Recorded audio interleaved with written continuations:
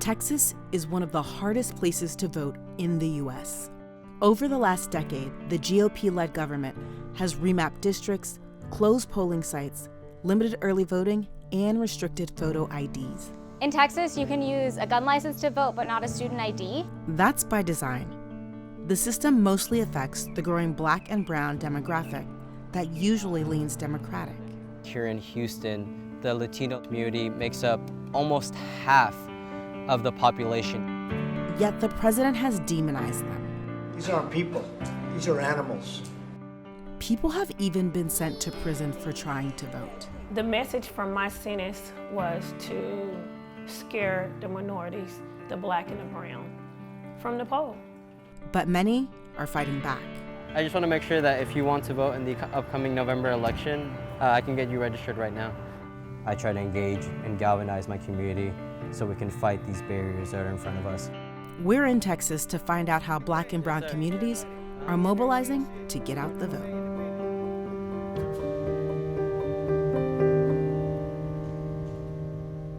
It's the first day of early voting, and as you can see, there's a long line. Some voters have told us it's about 2 hours, an hour and 45 minutes, and this morning it was about 2.5 hours. Democracy, I feel, is very much at stake. I'm prepared to wait as long as it takes. This is very indicative of how excited people are about this election.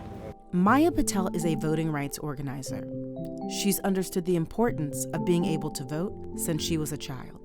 I am a daughter of immigrants, and I remember, sitting at the dining room table in 5th grade, helping my dad study for the citizenship test and him becoming a citizen, and realizing that, voting comes with immense power. When Maya heard the news that there was a shortage of poll workers due to the pandemic, she immediately signed up to help.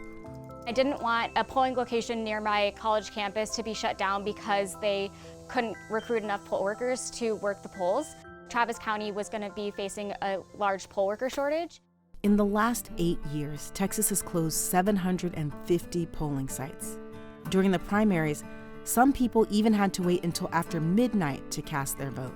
We need to make sure that there's enough poll workers so that all of these polling locations can stay open, particularly in communities of color and low-income areas, so that those people have the access to cast their ballot. Voting during the pandemic is particularly challenging. But in Texas, COVID is not considered a reason to request a mail-in ballot. People aren't necessarily taking the COVID situation that seriously in this county, and so it's a bit concerning that folks might not feel safe going to the polling location and casting a ballot. And to make things even harder, Texas Governor Greg Abbott has been fighting to limit mail-in ballot drop-off locations to 1 per county. In a place like Harris County, which is home to nearly 5 million people, it would make access to an early ballot drop-off site extremely difficult. In addition to closing polling sites, the state has strict voter ID laws that can affect young people. You can use a gun license to vote, but not a student ID. Low-income residents often lack the extra time and money to get an ID and are less likely to vote. Becoming a voter registrar in Texas is harder than it is in most states. In the weeks leading up to the election, Victor Ibarra is doing everything he can to get people registered to vote. It's, for my grandchildren, it's for my sister, my niece and my nephew, my parents, so they can have a better opportunity to live a better life than they did. One of his strategies to get people registered to vote is volunteering at this food bank. I like going to food drives, and the first thing I do there, at least my first shift, is getting people registered to vote because I'm in love with civic engagement. First time voter, and are you just super excited to just vote this go around? Critics say voter suppression is a Republican strategy to battle changing demographics. And Texas is at a tipping point. I want my community to understand is that, at least in Texas, the Latino, Latinx community makes up almost half of the population here. As soon as 2022, the Latino community will become the largest segment of Texas's population. The number of Black Texans continues to grow too. And the places where Black and Latino populations are growing the most are where the majority of the poll closures have been. The recent killing of George Floyd reignited the Black Lives Matter movement against systemic racism.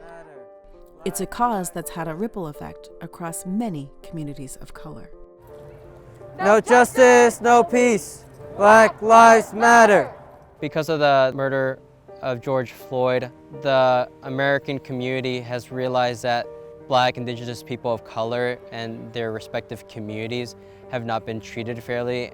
Victor says racism in the U.S. has been hurting his community, and the president's words have been adding to the problem.